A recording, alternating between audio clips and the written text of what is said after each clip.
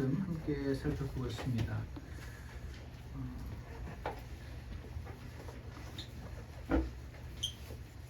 함께 말씀에서 기도하고요. 오늘 함께 하나님의 음성을 듣기를 구하겠습니다. 선하신 하나님 아버지 감사합니다. 저희들에게 생명을 주시고 그리고 영원한 생명 나누어 주셔서 오늘 이렇게 한자리에 모여서 하나님을 찬양할 수 있도록 인도해 주시는 은혜를 감사합니다. 이 세상을 보니까 단풍이 너무 아름답고 하나님 주신 좋은 날씨에 하늘도 높고 아름다운 자연을 통해서 저희들에게 만들어진 것들을 통해서 만든 분을 조금이나 엿볼 수 있게 해주신 은혜도 또한 기억하며 감사합니다. 오늘 저희가 하나님이 우리에게 주신 말씀을 읽고 함께 나누는 가운데 왜 하나님께서 말씀을 우리에게 주시고 읽으시기 원하시는지 깨닫게 되고 가슴에 새겨서 알지만 잘 실천되지 않는 하나님 말씀으로 날마다의 삶을 사는 삶 꼭 살 수 있게 우리를 인도하여 주시옵소서. 감사를 드리며 예수님 이름으로 기도드렸습니다.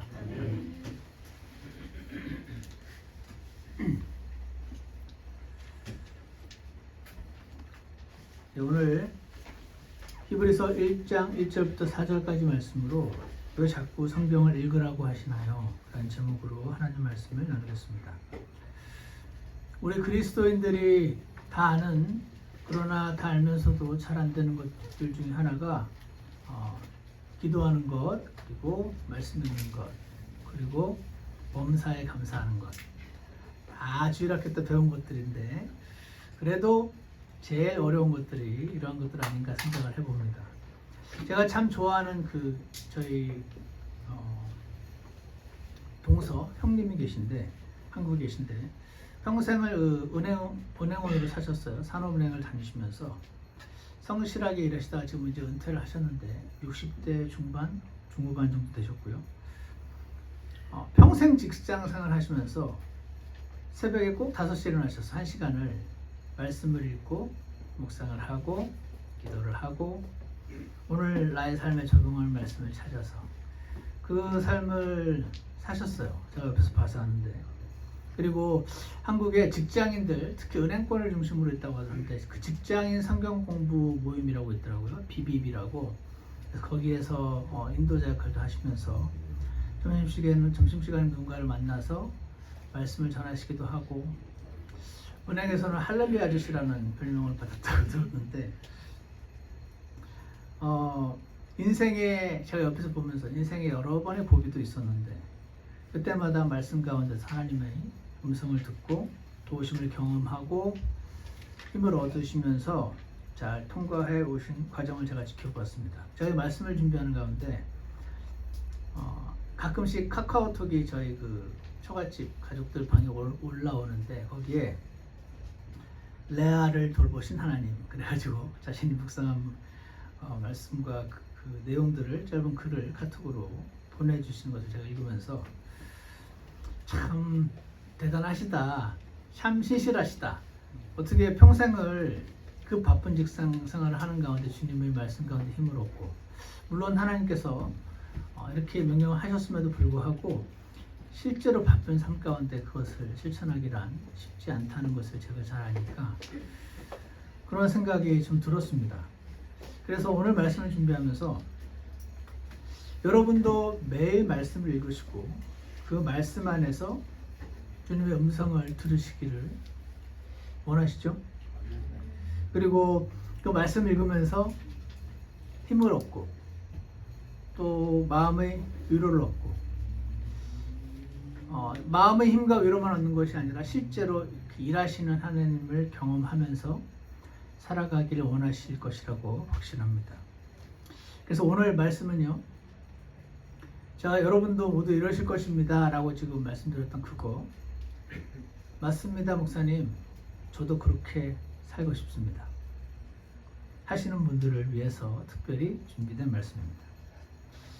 하나님, 제가 구원도 받았고 제가 잘은 모르지만 하나님이 예전에는 말씀을 하신 분이었는데 요즘도 말씀을 하시는 분이라고 들었는데 정말 제게도 말씀을 친히 해주세요 라는 고백이 있는 분들께 드리는 말씀입니다.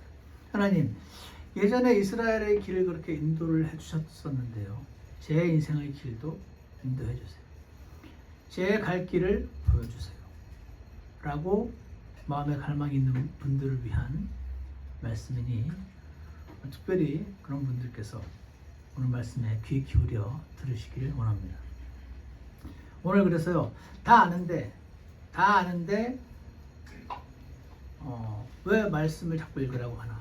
최근에 우리 3, 4분기 일독자분들이 꽤 많은 분이 하셨죠. 전부 다 받으시기 원하지만 현실적으로 잘 안 되는 걸 우리가 알고 있죠. 그럼에도 불구하고 왜 말씀 읽으면 나한테 좋은데 왜 교회에서 기프트카드를 주면서 읽으라고 하나. 왜 우리 엄마는, 왜 우리 아버지는 말씀 읽어야 돼 라는 말을 그렇게 잔소리처럼 하는가. 오늘 왜 읽어야 하나 하는 것에 대해서 잠깐 살펴보려고 합니다. 첫 번째로요, 오늘 본문 히브리서 1장 1절과 2절을 보시겠습니다. 여기 보시면은 첫 번째 왜 읽어야 되는지 이유가 나와 있는데, 하나님이 성경 안에서 말씀하시니까 입니다. 하나님이 지금도 말씀을 하시는데 성경 안에서 말씀하시기 때문에 그렇습니다. 여기 1절에 지나간 때에는 여러 시대의 다양한 방식으로 대언자들을 통하여 조상들에게 말씀하신 하나님께서 이 마지막 날들에는 자신의 아들을 통하여 우리에게 말씀하셨으며 그분을 모든 것의 상속자로 정하시고 또 그분으로 말미암아 세상들을 만드셨느니라 라고 말씀하시고 있습니다. 구약 성경을 보면은요, 하나님이 사람에게 말씀을 하시는데 다양한 방식으로 말씀을 해주시는 것을 보게 됩니다. 예를 들어서 환상으로 말씀을 해주실 때도 있었습니다. 창세기 15장 1절에 보면은 주의 말씀이 환상 속에서 아브라함에게 임하여 이르시되, 환상이라고 하는 것은 꿈과는 좀 다른 것 같아요. 멀쩡히 깨어있는데 갑자기 환상 가운데로 들어가서 거기서 하나님이 말씀하시면서 아브라함아 두려워하지 말라. 나는 내 방패요 내가 받을 지극히 큰 보상이니라 라고 말씀하시는 것을 보게 됩니다. 아브라함이 가족을 구하려고 호기롭게 일어나서 전쟁에서 이겼지만 전쟁에서 그 패배한 왕들이 쳐들어와서 자신에게 복수할까봐 떨고 있었던 그날 밤에 하나님께서 환상 속에서 말씀을 해줬습니다. 아브라함아 두려워하지 말라. 구약 성경에 다양한 방식으로 말씀하시는데 환상 가운데 이렇게 말씀하시기도 하시고 또 때로는 꿈으로도 말씀하셨습니다. 창세기 23장에 보시면 하나님이 꿈에 아비멜렉에게 가셔서 그에게 이르시되 보라 내가 데려온 여인으로 인해 너는 죽은 자가 되었나니 그 여자는 한 남자의 아내니라. 아브라함이 살려고 자기 아내를 여동생이라고 거짓말했던 그 장면에서 하나님을 믿지 않는 아비멜렉의 왕에게 꿈에 나타나셔서 말씀하신 걸 봅니다. 그래서 어떤 때는 또 이 사람뿐입니까? 요셉도 꿈을 꿨죠. 그래서 제가 예전에 한국에서 들었던 설교는 꿈꾸는 자가 되라 라는 설교를 요셉의 꿈을 바탕으로 그러니까 나보고 저런 그 예언의 꿈을 꾸라는 얘기인가 어떻게 하는 얘기인가 제가 고민했던 기억이 나는데, 꿈으로 말씀하시기도 하고 환상 가운데 말씀하시기도 하고 천사를 보내서 직접 말씀하시기도 하고 다양한 방식. 그래서 오늘 본문 1절 지나간 때에는 옛날에 여러 시대의 다양한 방식으로 대언자들을 통하여 조상들에게 말씀하신 하나님께서, 그리고 그 개개인에게 직접 말씀하실 때도 있었지만 이스라엘 백성 대언자를 통해서 말씀하신 경우가 많았습니다. 지난번에도 우리가 금요일인가 배웠던 것처럼 에스겔이든 이사야든 예레미야든 환상 가운데 나타나셔서 이사야 같은 경우에 허리 아래로 옷을 다 벗고 이렇게 돌아다니라고 하면서 그렇게 이사야에게 말씀하시고 이사야가 그 말씀하신 것을 액트 아웃 하는 것을 보고 사람들이 이사야 대언자의 말을 듣게. 그러니까 대언자를 통해서 다양한 방식으로 대언자들을 통해서 조상들 이스라엘 백성들에게 말씀하신 하나님이, 그러니까 이런 것들은 지나간 시대에 사용하던 방식입니다.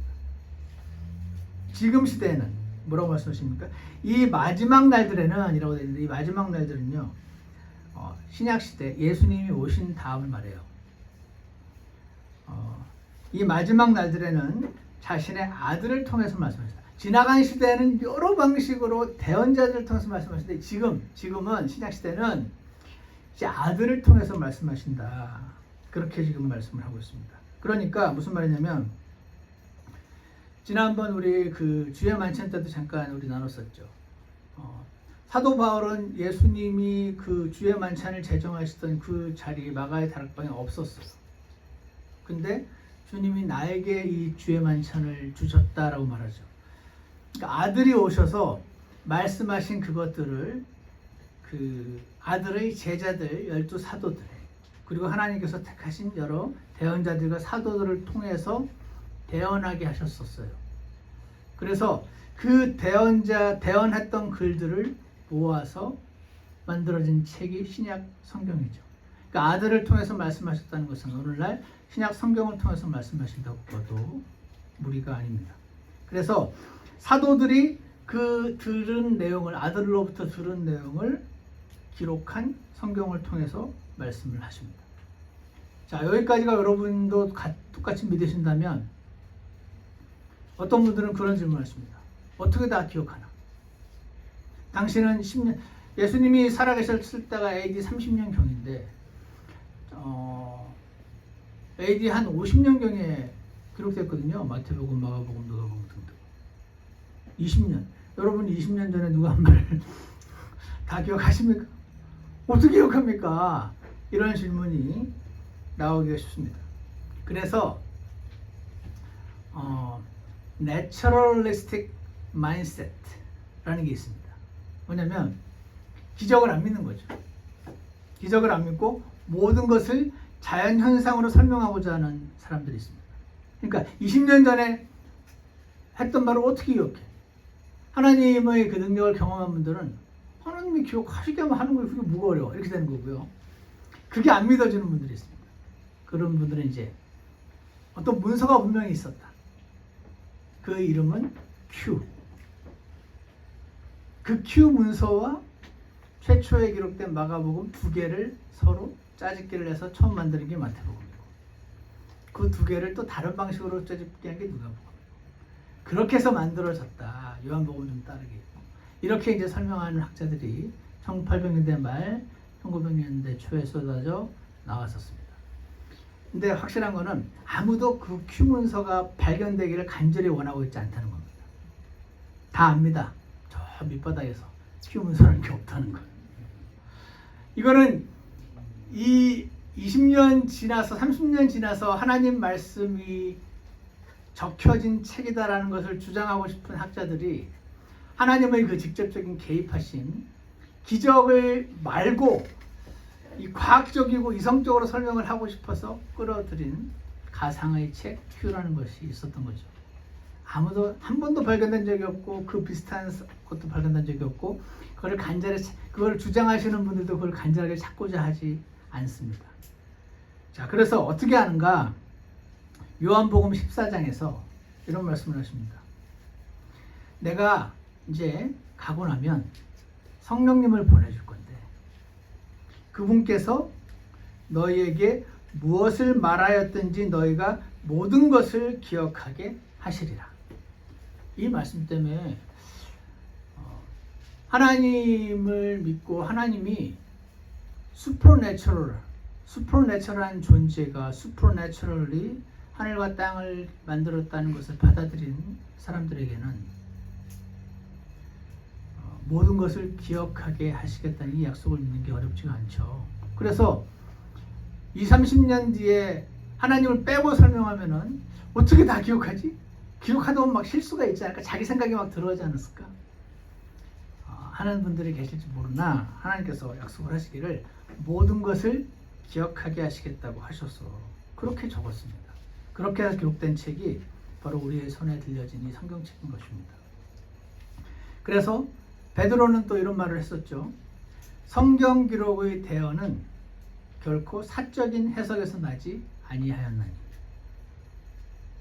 대언은 성령님께서, 하나님의 거룩한 사람들은 성령님께서 자기들을 움직이시는 대로 말하였느니라 라고 기록을 하고 있습니다. 그러니까 예전에 저도 하나님을 안 믿을 때는 야 이거 믿냐 이거? 야, 나도 종에다 소설가가 굉장히 그래픽하게 describing language를 써가지고 적어놓고, 지옥은 없어 여기 적어놓고, 여기 보니까 없네 이걸 믿읍시다 이렇게 한다는, 이야 이걸 믿냐 이걸? 제가 그렇게 했었던 경험이 있어서 그랬던 자가 어떻게 구원을 받는지 아십니까? 그랬던 자가 이 성경을 연구해 봤더니 야 이거는 진짜 하나님 책이던데, 그거를 먼저 깨닫고 구원받는 줄 아십니까? 아닙니다. 어떻게 하냐면 그 순간 성령님께서 그의 죄를 깨닫게 하셔서 이걸 누가 믿어? 이러던 자가, 저 같은 자가 성령님의 찔림에 말씀을 받아들이게 되면서 구원받고 나면 그 전에 궁금하고 말이 안 된다고 느꼈던 모든 것들이 다 이해가 되고 다 받아들여지게 되는 그런 이상한 일들이 생기는 것입니다. 그래서 요한계시록 22장 18절 19절에 제가 좋아하는 말씀인데 이런 말씀이 있습니다. 이 책의 예언, 이 책의 예언의 말씀들을 하나님이 말씀하신 것을 대언자들과 사도들이 적어놓은 이 대언의 누군가가 대신 말한 이 말씀들을 듣는 모든 사람에게 증언하노니, 만일 어떤 사람이 이것들에다가 더하면 이 책에 기록된 재앙을 그에게 더하실 것이요. 여기 이렇게 완성을 해놨으니까 여기에 더하지 마. 사족 달지 마. 그러면 그만큼 그 재앙을 그에게 더하실 것이요. 이 대언의 책을 말씀드려서 빼면 빼지도 마. 더하지도 말고 빼지도 마. 하나님께서 생명책과 거룩한 도시와 이 책에 기록된 것들로부터 그의 부분을 빼시라. 이렇게 요한계시록 22장에서 이렇게 성경책을 클로즈 하셨습니다. 그래서 예수님이 오시고 난 이후부터 계시의 방식이 바뀌었구나. 예전에는 꿈과 환상과 신비한 것들을 통해서 말씀하셨는데 이제는 영감으로 기록을 하셔서 이 말씀을 통해서 우리에게 말씀하시는구나. 아들을 통해서 말씀하시는구나 하는 것을 알게 됩니다. 그래서 우리는 하나님 말씀을 읽기 원하는 것입니다. 그런데 이런 게 있어요. 여러분 요즘 시대에도요. 간혹 꿈으로 말씀하시는 경우가 있을까요? 없을까요? 있어요. 간혹 선교사들 이야기들 들어보면 이건 진짜 하나님이 하신 것 같은데 하는 막 느낌이 들 때가 있습니다. 그래서 저는 요즘도 신비한 방법으로 말씀하시는 경우가 있긴 있다라고 믿습니다. 여러분은 어떨지 모르겠는데. 근데 이거는 예외다라고 저는 믿습니다.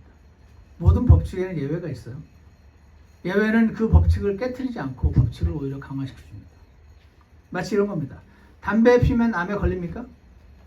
안 걸린 경우도 있잖아요. 근데 보통 걸린다고 믿으니까 담배 끊으라 하지 않습니까?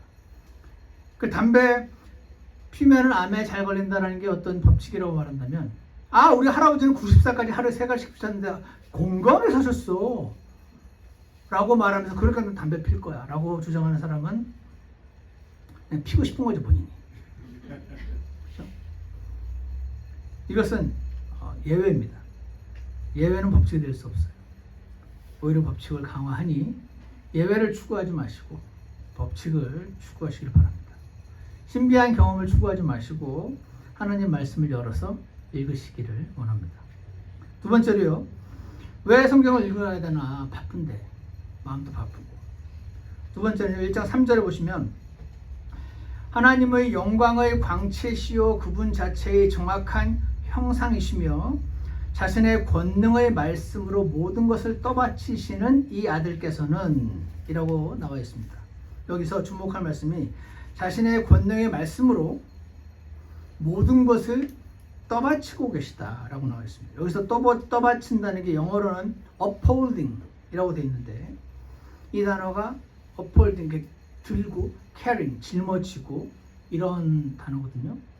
그래서 누가복음 23장 26절에서는 똑같은 단어를 가지고 그 구레네에서 온 그 시몬이라는 자가 예수님의 십자가를 대신 짊어졌다 할 때 똑같은 단어를 사용했습니다. 그러니까 말씀을 떠받치고 짊어지고 있다. 뭐를? 모든 것을.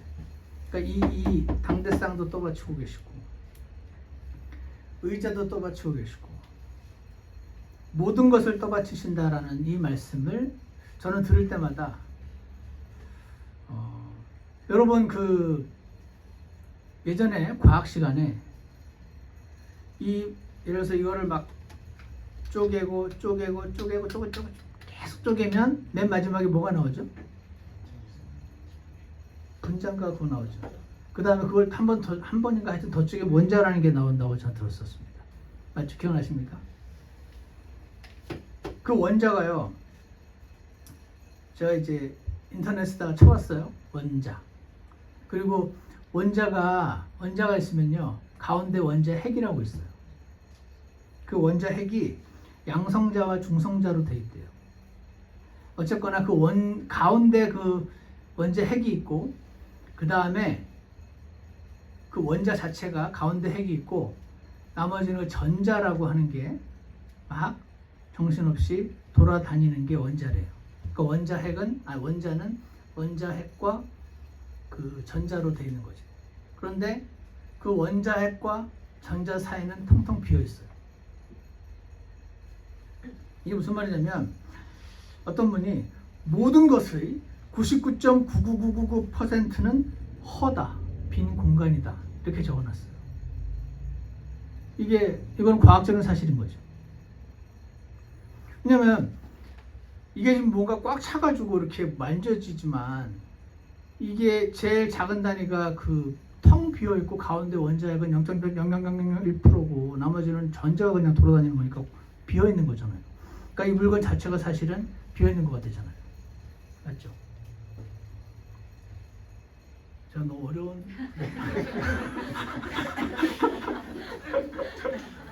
그러면서 이분이 우주의 모든 존재는 사실은 있는 것 같지만 거의 없는 거다 이렇게 적어놨어요. 이거 그냥 인터넷에 치면 다 나옵니다. 다 하는 거. 그러면서 오른쪽 그림 그 원자 핵과 그 전자 그림을 보여주면서 인간의 감각에 고체라고 느껴지는 물질도 거의 비어있는 원자로 되어 있다. 그 거의 비어있는 원자가 엄청나게 더해진 게 이 물건이니까 이 물건 자체가 거의 비어있는 거잖아요.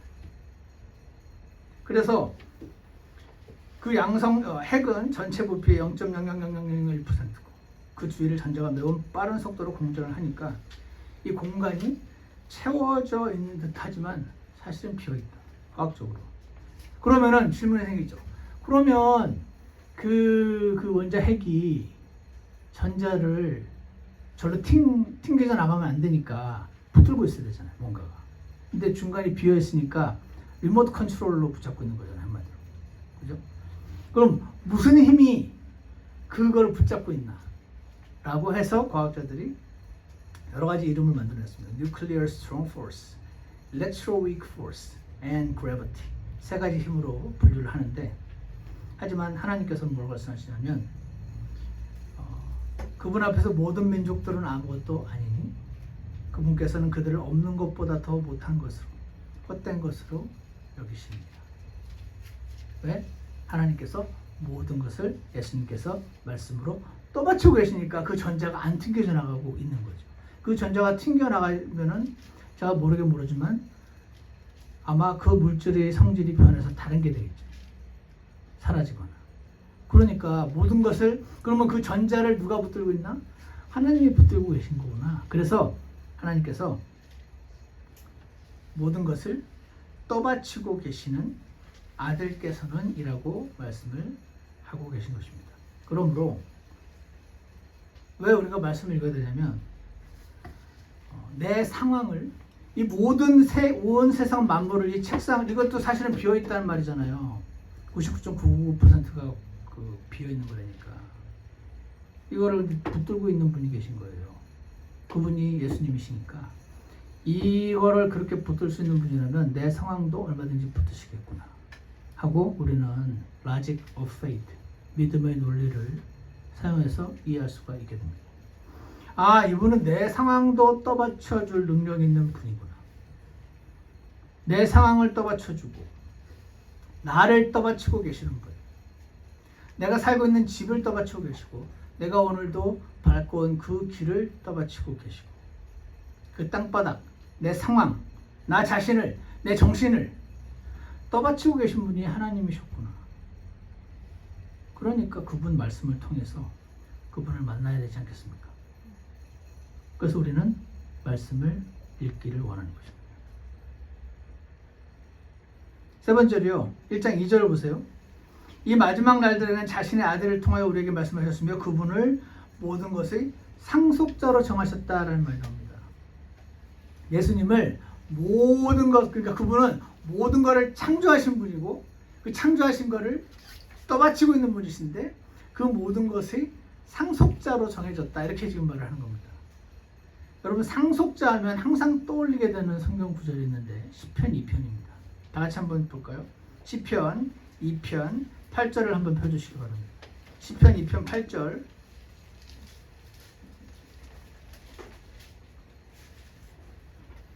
한번 같이 읽어보겠습니다. 시편 2편 8절입니다. 시작. 내게 구하라. 그리하면 내가 이 교도들을 내게 상속물로 주고 땅의 맨 끝 지역들을 내게 소유물로 주리라. 그분이 상속자가 되셨다는 것은 여기서 말하는 내가는 아버지 하나님이고 너라고 하는 존재는 아들 하나님 예수님이시라고 학자들이 보죠. 내가 이 교도들을 무슬림, 이집트, 아시리아 전부 이 교도들을 너에게 상속물로 주고 땅의 맨 끝 지역들을 내게 소유물로 주리라. 이것은 통치를 가리킵니다. 예수님께서 이 땅에 오셔서 온 세상을 통치하게 되시는 것을 시편에서 기록하고 있는데 그분을 모든 것의 상속자로 정하셨다는 것은 그분을 모든 것의 통치자로 정하셨다는 것을 의미합니다. 그래서 통치자, 상속자는 통치자고 그 통치자는 예전에 제가 우리 교회 홈페이지에요 성경 공부라는 칸이 있는데 거기 보면 구속의 책이라는 게 있습니다. 나중에 아마 다 잊어버리실 가능성이 높아 보이는데 거기 보면 예전에 제가 kinsman redeemer라는 거를 성경 공부 시간에 여러분께 말씀드린 적인데 기억나십니까? kinsman redeemer. kinsman은 친척이라는 뜻이고 redeemer는 redeem은 이렇게 구속, 그러니까 값을 지불하고 노예를 이렇게 해방해주고 값을 지불하고 내 친척이 빚졌던 그래서 땅을 잡혔던 그 땅을 도로 사고 이러는 사람이 redeemer죠. 그리고 kinsman redeemer는 제가 피의 복수자라고도 불리운다라고 말했던 거 기억 혹시 나시는 분 계신가요? 계신가요? 진짜 아무도 안 계신 건가요? 5번을 해야 되는데 한 번 했으니까 당연히 기억이 안 나는 게 맞습니다. 예전에 여러분 도피도시라는 거 기억나십니까? 구약 성경에 보면 도피도시가 있어요. 도피도시에 누가 도망가죠? 실수로 사람을 죽인 사람. 계획해서 죽인 사람은 그냥 죽어야 돼요. 실수로 사람을 죽인 사람들 도망가는데요. 근데 도망간다는 말은 누가 쫓아온단 말이죠. 누가 쫓아오죠? 피해 복수자가 쫓아오는 거예요. 누가 피해 복수자죠? 그 죽임당한 사람의 가장 가까운 친척. 그러니까 우리 아버지를 누가 죽였으면 내가 쫓아가서 죽일 수 있는 거예요. 지금하고 다르죠. 지금은 누가 우리 아버지 죽였다고 제가 가서 죽이면 됩니까? 안 되잖아요. 어떻게 경찰에 신고해서 기소해서 형을 선고받아서 감옥살이 하거나 뭐 이렇게 되는 게 맞잖아요. 아무리 가까운 친척이라도 쫓아가서 죽일 수 없죠. 근데 그 시절은 달랐습니다. 그래서 구약시대 하나님께서 도피도시를 만들었다는 말은 지금처럼 누군가가 경찰에 신고해가지고 이렇게 죽이는 게 아니고 내가 죽일 수 있는 거예요. 가장 가까운 친척. 그를 하나님께서 성경에 고월, 히브리어로 고엘이라고 되어 있고 그게 kinsman redeemer를 해당되는 똑같은 단어예요. 그러니까 이 사람은 redeemer예요. 복수로부터 아마 자유롭게 낸다는 뜻을 가지고 있는 것 같은데 그래서 이렇게 실수로 사람을 죽인 사람이 하지만 내 아버지를 죽였으니까 피해 복수자가 나를 죽이려고 달려들 때 난 도망가야 되는 거예요. 그때 하나님이 요단강 왼쪽 3군데, 요단강 오른쪽 3군데에서 6군데의 도피도시를 만드셨죠. 아마 이거를 본따서 로마 천주교회가 성당이 도피도시인 것처럼 성당으로 데모하던 아이들이 뛰어들어가면 경찰들이 못 들어오게 흉내낸 것이 아닌가 저는 그냥 추측만 해보지만, 어쨌거나 도피도시를 만들어서 피의 복수자로부터 이 사람을 보호해 주시는 장면이 구약 성경에 나옵니다. 자, 그런데 한 가지 포인트는 아무나 피의 복수자가 될 수 있는 게 아니에요. 내가 저 사람의 어머니를 누가 죽였는데 내가 보니까 저 사람은 너무 나쁜 사람이에요. 제가 막 가서 죽이면 안 돼요. 그 사람의 가장 가까운 친족이 하는 겁니다. 그 사람의 가장 가까운 친족이 예를 들어서 아들이나 딸이 있으면 그가 할 수 있겠고, 아들이나 딸이 없으면 가끔 뭐 동생이라든지 이렇게 가장 가까운 순서대로 합니다.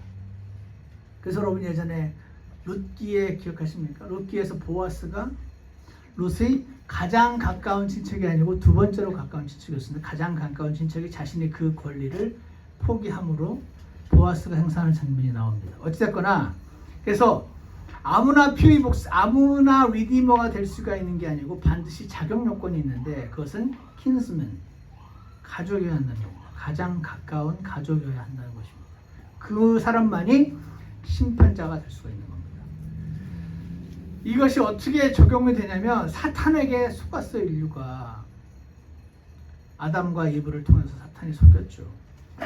그래서 사탄에게 속은 인류의 사람들의 피해 복수자로 예수님이 오십니다. 그래서 그분이 리디머라고 하는 단어 안에는 이런 것도 포함이 됩니다.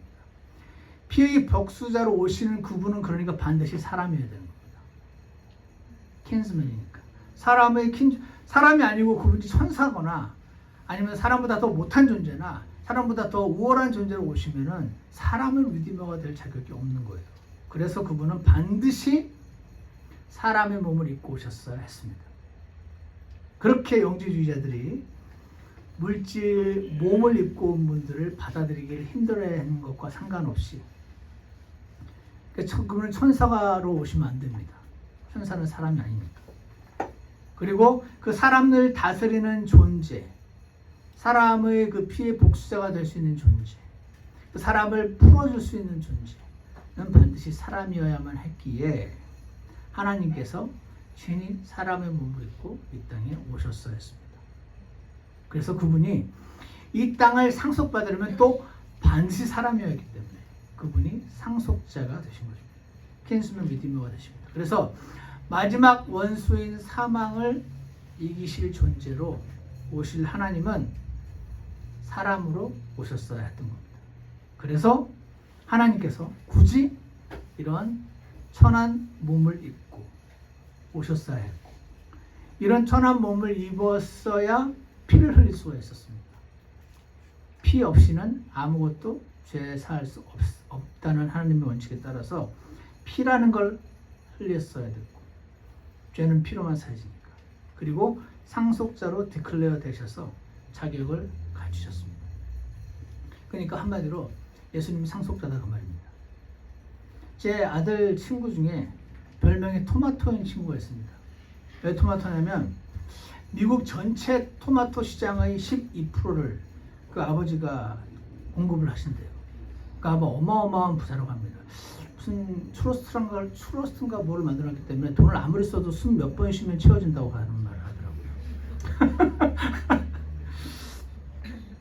이번에 이제 플로리다에 온 허리케인 때문에 꽤 많은 손해를 입었다는 말을 제가 들었어요. 그러니까 막 토마토 값이 올라가길래나 보다 혼자 생각을 했었는데, 어쨌거나 얘는요 그 토마토 집안의 상속자입니다.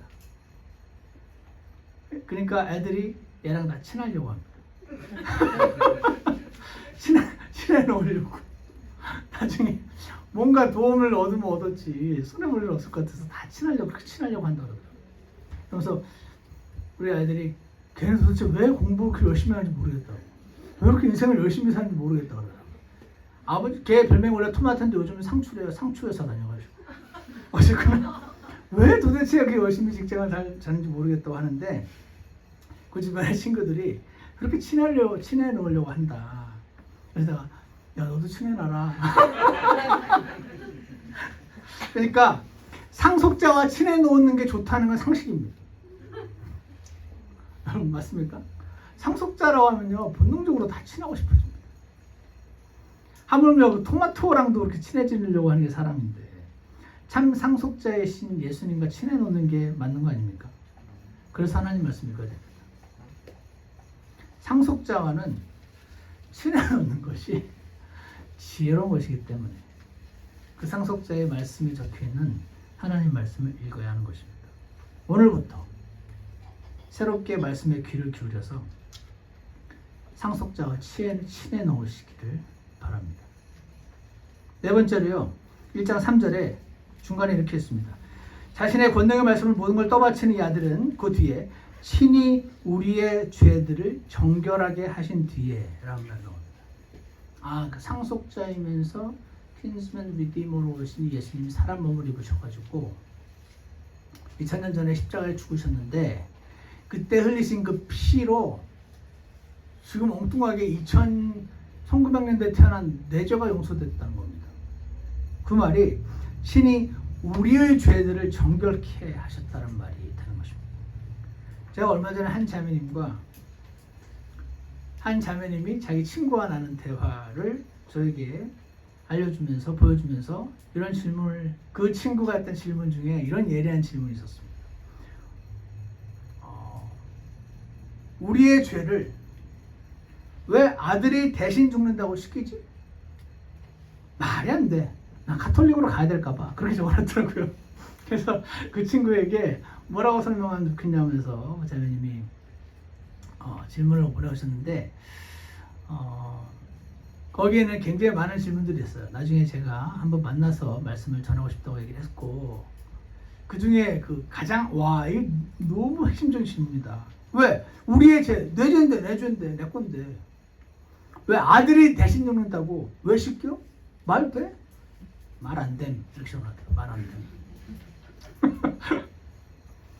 핵심 질문 아닙니까? 왜 그렇습니까? 그래서 이걸 어떻게 간단하게 설명해야 되나? 죄, 세 단어를 뽑았습니다. 죄, 대가, 대신. 또 세 단어. 죄는 반드시 대가를 치러야 돼요. 죄를 지었으면 대가를 치러서 용서를 받는 거예요. 식당에서 밥을 먹었으면 그 대가를 지불해 식당에서 나올 수 있는 거죠.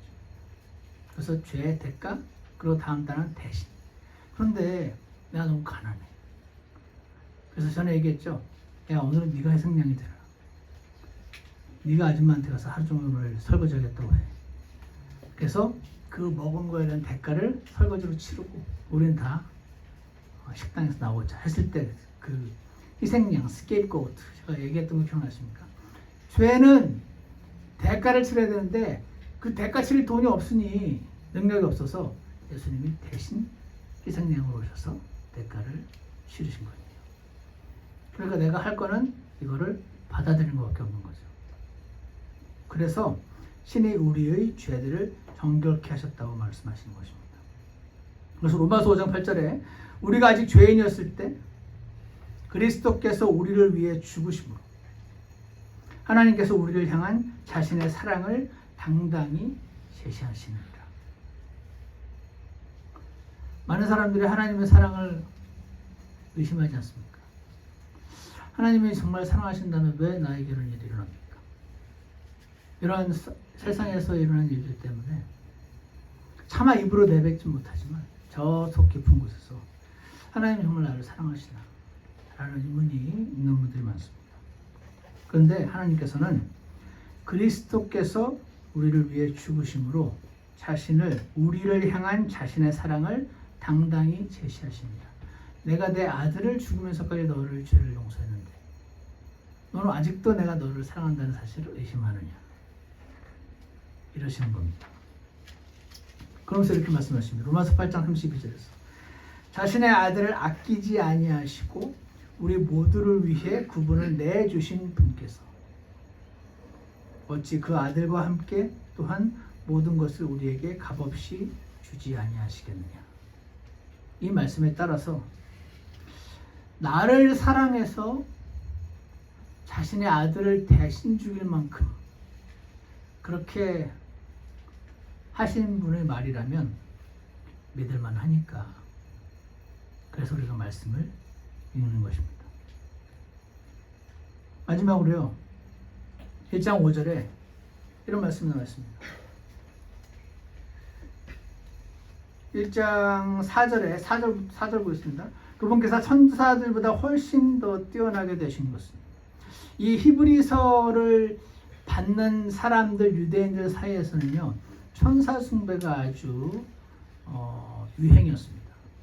그러다 보니 아들이 천사보다 낫다고 왜 나은지를 자세히 설명하는 내용이 히브리서에 기록이 되어 있지만, 지금 우리 시대에 제가 이 말씀을 보면 하나님 천사보다 나은 거 당연하지, 그걸 왜 이렇게 세게 한참 얘기하지 하는 이런 이제 마음이 생기는 거예요. 우리는 어쨌거나 그분께서 천사들보다 훨씬 더 뛰어나게 되신 것은 상속을 통해 그들보다 더욱 뛰어난 이름을 얻으셨기 때문이라, 이렇게 되어 있잖아요. 저는 이런 생각이 듭니다. 상속자가 됐다는 말은, 내가 상속자가 됐다는 말은 누군가는 나를 상속자로 만들었단 말이잖아요. 그 사람이 더 높은 사람이잖아요. 이것입니다.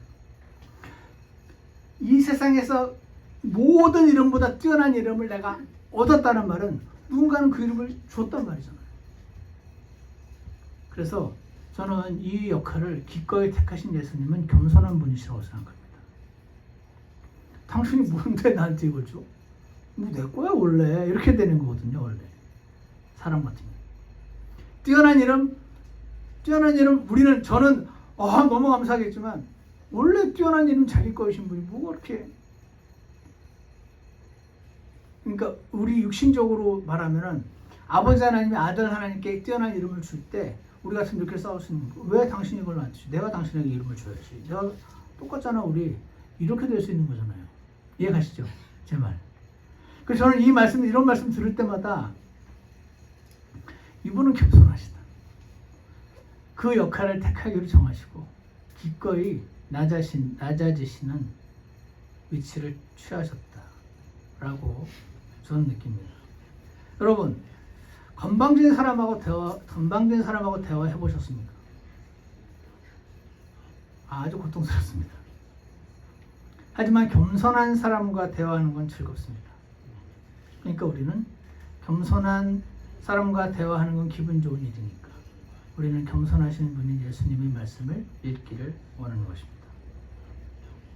그것은 우리의 삶을 풍요롭게 만들고, 그것은 우리의 삶을 제자리에 돌려놓고 우리의 지친 마음을 새롭게 해주는 겸손한 분의 말씀, 그분의 말씀을 우리가 읽기 원하는 것입니다. 왜 자꾸 성경을 읽어야 되냐고요? 하나님이 성경 안에서 말씀하시기 때문이고요. 내 상황을 떠받치는 분의 능력 있는 말씀이기 때문이고요. 상속자랑 친해놓는 건 상식이니까 그런 거고요. 나를 대신해서 죽어줄 만한 분이었다면 그분 말은 믿을만 하니까 그런 것이고, 마지막으로 겸손한 분과 대화하는 건 기분 좋은 일이니까 우리는 하나님 말씀을 읽기 원하는 것입니다. 여러분이, 제가 참 좋아하는 그 형님처럼 이미 그렇게 하신 분들도 계시겠지만, 나이가 60, 70, 80, 90, 100세가 되셔서도 매일매일 하나님 말씀 안에서 하나님의 음성을, 겸손하신 분의 음성을 듣게 되시길 축복합니다. 여러분, 한 가지가 확실합니다. 뭔지 아세요? 이것은 갑자기 되지 않습니다. 평생을 그렇게 안 살았는데 갑자기 되지 않습니다. 60, 70, 80. 오늘부터 시작하시면 됩니다. 오늘부터 다시 시작하시면 돼요. 오늘부터 시작하시다가 넘어져도 됩니다. 반드시 넘어질 겁니다. 그럼 넘어지는 경우는 잠시 쉬십시오. 넘어지는 경우는 쉬어도 됩니다. 근데 계속 누워있지 마시고 오늘이 일어나는 날이 되었으면 좋겠습니다. 다시 말씀을 집어드시고 그 안에서 말씀하시는 분, 겸손하신 분, 지혜로우신 분, 그분의 음성을 듣고 싶다고 주님께 고백하시기를 간절원합니다. 그분께서 분명히 우리를 도와주실 줄 확신합니다. 기도하겠습니다. 선하신 하나님 아버지, 오늘 참 아름다우신 주 예수님, 그분이 말씀 안에서, 성경 안에서 말씀하시는 그분의 음성을 듣기를 원한다고 고백하시는 모든 분들을 주님 기억해 주시고,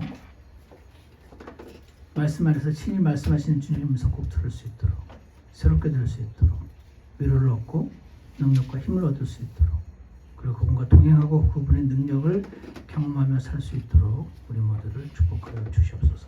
예수님 이름으로 기도드렸습니다. 다 같이 일어나셔서 앉으신 채로 찬송가 140장 드리겠습니다.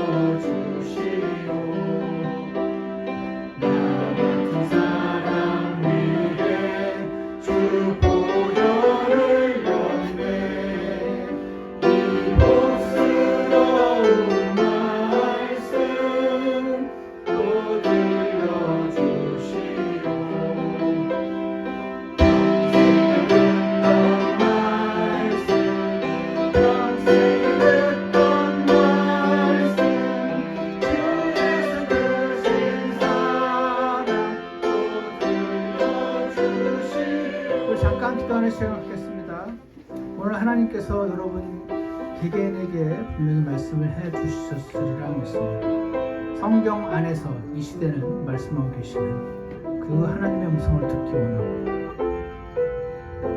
나를 떠받치를 능력 있는 분, 나를 사랑하셔 대신 죽어주신 분, 겸손한 분, 그분의 말씀을 새로 읽기 원한다는 고백을 드리시고 결심하는 시간이 있기 원합니다.